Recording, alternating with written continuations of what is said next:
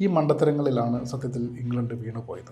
Argentina ആരാധകനായിട്ടുള്ള നിങ്ങളുടെ ഏതെങ്കിലും ഒരു സുഹൃത്തിനോട് ഈ വേൾഡ് കപ്പ് തുടങ്ങുന്നതിന് മുമ്പ് നിങ്ങൾ ചോദിക്കുകയാണ്, എങ്ങനെയുണ്ട് നമ്മളുടെ ടീം? സാധാരണ അർജന്റീനൻ പ്ലേയേഴ്സിനെയും അർജന്റീനയുടെ കളികളെയും സ്ഥിരമായി ഫോളോ ചെയ്യുന്ന ഒരു ആരാധകനാണെങ്കിൽ അയാൾ പറഞ്ഞിട്ടുണ്ടാവുക, തരക്കേടില്ല, എന്തെങ്കിലും കിട്ടിക്കഴിഞ്ഞാൽ അതൊരു ബോണസ് ആയിരിക്കുമെന്ന്. അങ്ങനെ ബോണസ് അടിച്ചടിച്ച് അർജന്റീന ഇപ്പോൾ 2026 വേൾഡ് കപ്പിൻ്റെ ഫൈനലിലെത്തിയിരിക്കുകയാണ്. സെമി ഫൈനലിൽ എങ്ങനെ അർജന്റീന ഇംഗ്ലണ്ടിനെ ഓവർകം ചെയ്തു?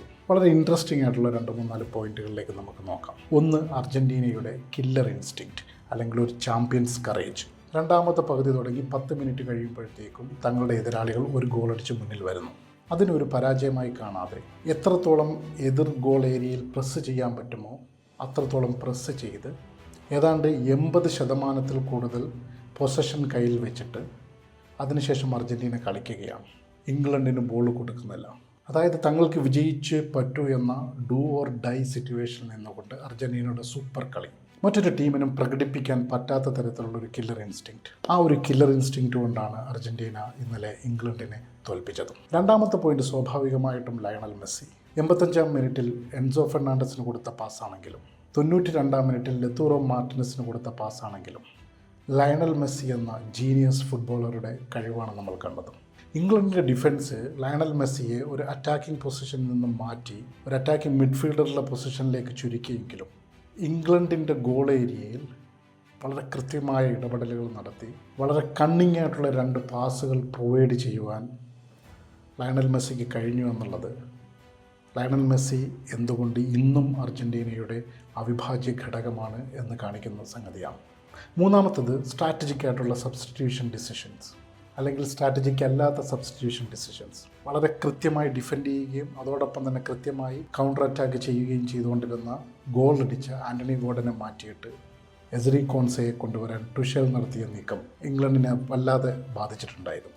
എന്നാൽ അതിൻ്റെ ഓപ്പോസിറ്റ് സൈഡിൽ 70 മിനിറ്റുകൾക്ക് ശേഷം ഡീപോളിനെയും ലെത്തൂറോ മാർട്ടിനസിനെയും കൊണ്ടുവരാൻ ലയണൽ സ്കലോണി നടത്തിയ സ്ട്രാറ്റജിക് തീരുമാനം അത് കളിയുടെ ഗതിയെ മാറ്റിമറിക്കുകയും അവസാനം വിന്നിംഗ് ഗോൾ നേടുന്ന പ്ലെയറായിട്ട് ലെത്തൂറോ മാർട്ടിനസ് മാറുകയും ചെയ്തു. നാലാമത്തത്, ഇംഗ്ലണ്ടിൻ്റെ പാസീവ് ലോ ബ്ലോക്ക്. അതായത് എത്രത്തോളം ഡിഫൻസിലേക്ക് പോകാൻ പറ്റുമോ അത്രത്തോളം ഡിഫൻസിൽ കിടന്ന് കളിക്കുന്ന, അങ്ങനെ കളിക്കാമെന്നുള്ള സ്ട്രാറ്റജിക് ഡിസിഷൻ. അതായത് ഒരു ഗോൾ അടിച്ചിട്ട്, അതായത് സെക്കൻഡ് ഹാഫിൽ 10 മിനിറ്റ് കഴിഞ്ഞ് ഒരു ഗോൾ അടിച്ചതിന് ശേഷം ആ ഗോൾ അടിച്ചതിൻ്റെ മൊമെൻറ്റവും ടെമ്പോയും അവസരമായി ഉപയോഗിക്കാതെ അതിനെ വിട്ടുകൊടുത്തിട്ട് ഈ പാസീവ് ലോ ബ്ലോക്ക്, അതായത് തങ്ങളുടെ ഗോൾ ഏരിയയിൽ ഡിഫൻഡേഴ്സ് ആണെങ്കിലും മിഡ്ഫീൽഡേഴ്സ് ആണെങ്കിലും ഫോർവേഡ്സ് ആണെങ്കിലും ലെയർ ക്രിയേറ്റ് ചെയ്തിട്ട് എതിരാളികളെ തടയാമെന്ന് തീരുമാനിച്ച മണ്ടൻ തീരുമാനം. പ്രത്യേകിച്ച് അർജന്റീനയെ പോലുള്ള, അതായത് Enzo Fernandez, Julian Alvarez, Lionel Messi, Lautaro Martinez ഇവരെയൊക്കെ പോലുള്ള ഏത് നിമിഷവും ഏത് തരത്തിലും മാജിക്ക് ക്രിയേറ്റ് ചെയ്യാൻ കപ്പാസിറ്റിയുള്ള